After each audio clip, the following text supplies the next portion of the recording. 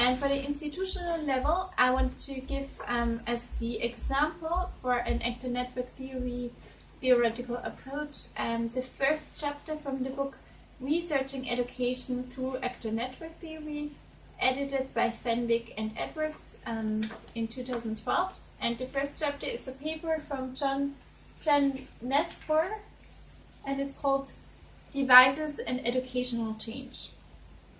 And Nesper's paper analyzes two cases where devices in an educational setting were created, and although 20 years later there are neither records nor organizational memories of both devices, he claims that the creation of both were, and now aside from his paper, key events in processes of organizational transformation. So here we have the level of organization or institution. And I want to recount his second case. It centers around a special education preschool teacher he called B in his paper.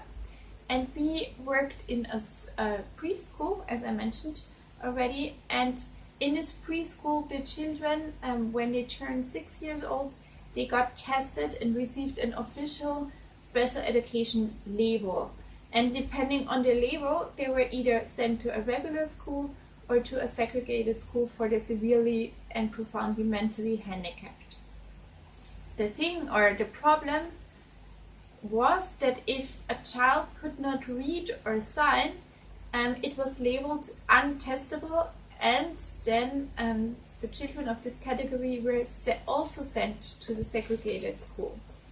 And this teacher B, she had a student called Michael, and Michael was diagnosed with severe spastic cerebral palsy, and he was also labeled as severely cognitively impaired.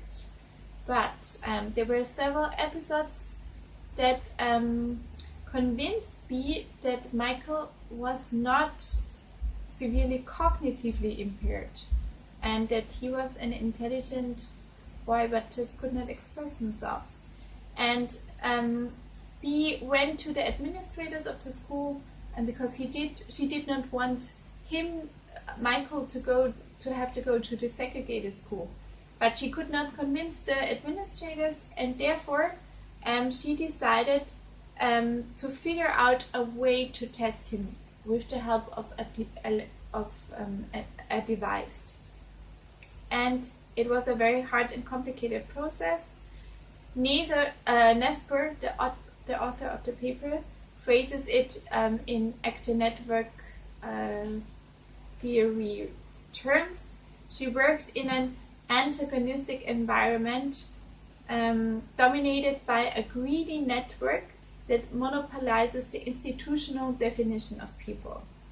Well, she still managed to build an assistive technology that Michael could use to get tested, to take the test, to prove himself as an intelligent child, and he did. And the officials were not happy because they feared that this would lead parents to unrealistic expectations, and so they still put Michael into the segregated school. But Michael got known locally among the parents of children with disabilities, and they forced the school to create a special class in a regular elementary school setting for him and other children. And meanwhile, the teacher B gained a doctorate in special education administration and became a technology consultant and an assistive technology trainer for teachers. After 20 years, when she went back to her old school district, the organizational boundaries had been reshaped. So here we are talking about the institutional levels here from an actor network perspective again. And there were regulations how assistive technology can be used or had to be used. There were global networks that developed such technologies, and parents had advocacy groups and had influences on school practice, which in return created a problem or problems for B and her work as a technician for the district. because now the parents, for example, they would demand a device they heard about and which the insurance of the school paid for, and then sometimes they found out it was the wrong device, but they could not buy another one. And so B's work also changed to identifying, programming and maintaining devices, and not adapting devices for specific needs for a child.